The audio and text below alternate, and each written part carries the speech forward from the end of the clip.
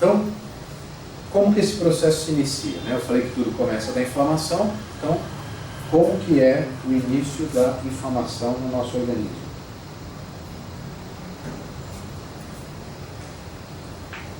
Primeiro começa no intestino. Então a gente tem a inflamação do nosso intestino. Depois ele vai alterar a microbiota, que é a nossa flora intestinal. Nós temos uma quantidade imensa de bactérias benéficas no intestino, com várias e várias funções, não é um tipo, são vários grupos, várias cepas diferentes de bactérias, que elas têm função de estimular o movimento, de absorver nutrientes, de combater as patógenas, enfim, é uma série de funções. Então, quando você está com o intestino inflamado, a primeira coisa que acontece é matar essa população benéfica, e o que acontece? Surge a população de bactérias patogênicas no lugar. Isso faz com que a nossa resistência, a nossa imunidade comece a diminuir. Por quê?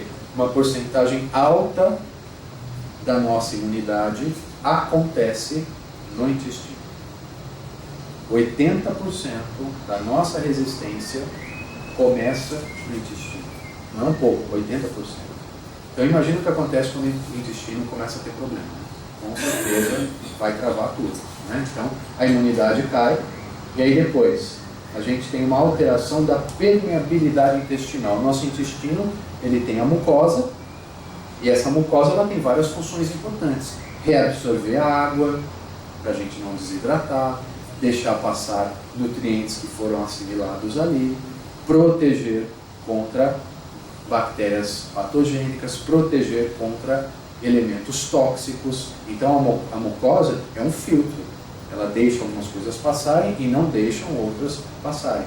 Quando a gente tem uma alteração da permeabilidade, ela fica mais esburacada, ela muda para aquelas peneiras de malha grande, aí tudo passa. Tudo passa. E aí a gente começa a ficar intoxicado, começa a ficar com bactérias patogênicas, porque mudou a permeabilidade, porque todo esse processo anterior aqui que eu citei, ele vai agredindo a mucosa, ela vai ficando toda machucada. E aí depois, a inflamação que estava no intestino, ela vai fazer o quê? Avança para outros órgãos e sistemas, porque agora a defesa, que era a mucosa, está alterada, então vai começar a subir para o nosso corpo. Isso evolui para um processo degenerativo, daí você tem ataque de tudo quanto é lado.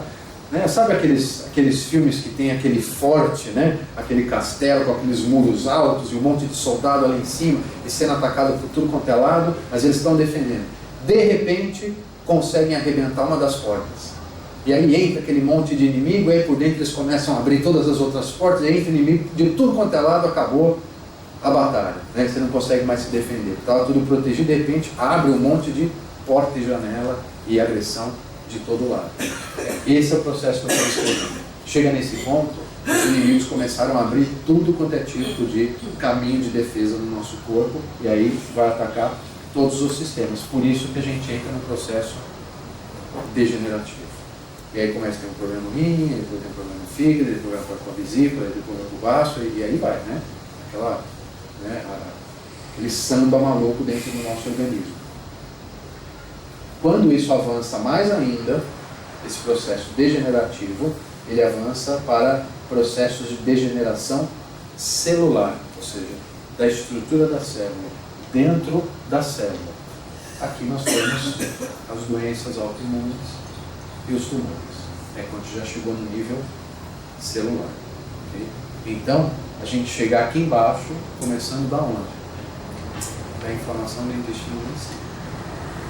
Então vocês percebem o quanto a alimentação ela é crucial na vida de qualquer pessoa.